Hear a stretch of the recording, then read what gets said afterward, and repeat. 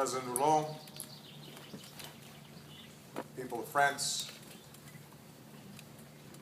friends, family, our veterans.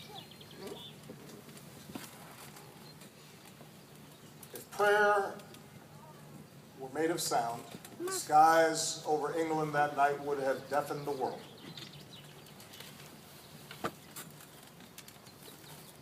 Captains paced their decks, pilots tapped their gauges, commanders pored over maps,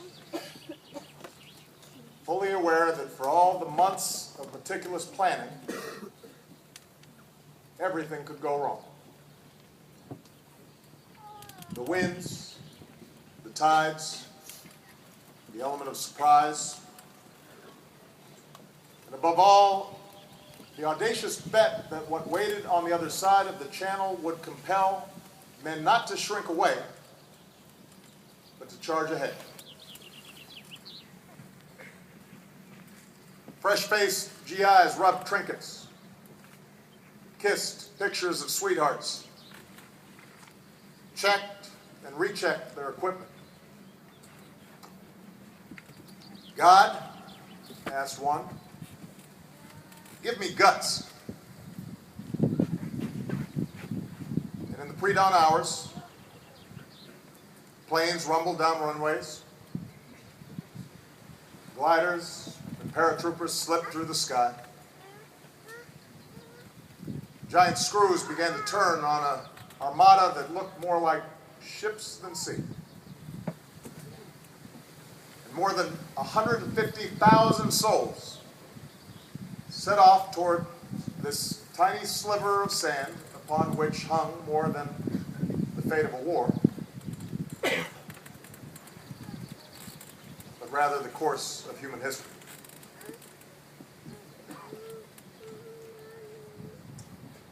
President Hollande, distinguished guests, I am honored to return here today to pay tribute to the men and women of a generation who defied every danger.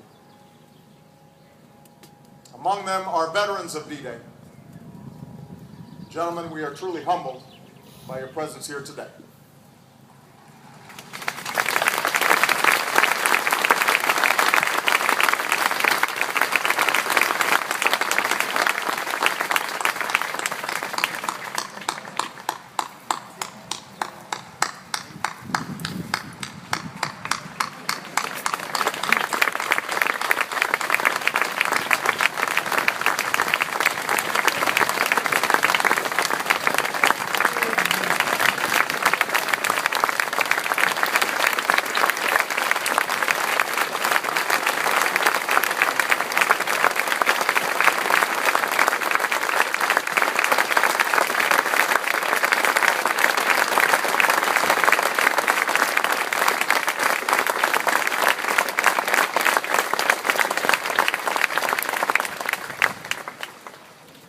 Just last week, I received a letter from a French citizen.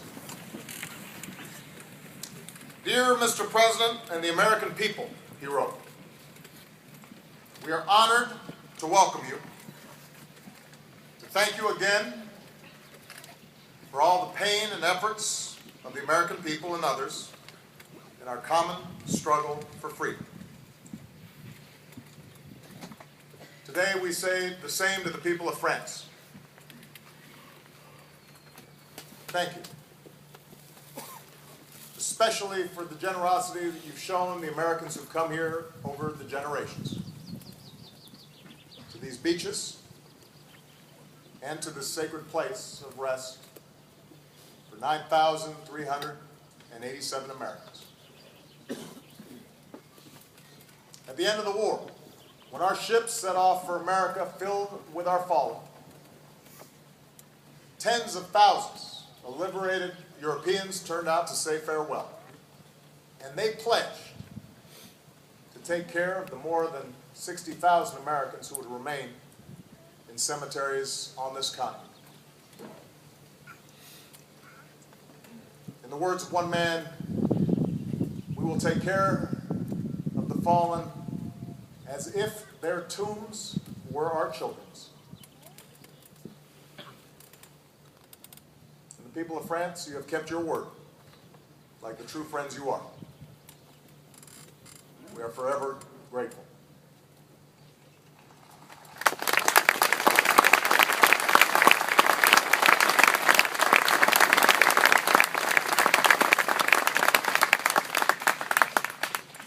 Here, we don't just commemorate victory, as proud of that victory as we are. We don't just honor sacrifice, as grateful as the world is. We come to remember why America and our allies gave so much for the survival of liberty at this moment of maximum peril. We come to tell the story of the men and women who did it, so that it remains seared into the memory of a future world.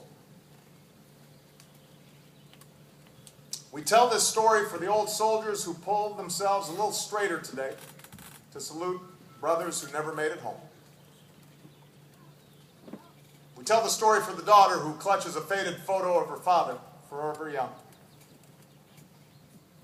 For the child who runs his fingers over colorful ribbons he knows signifies something of great consequence, even if he doesn't yet fully understand why.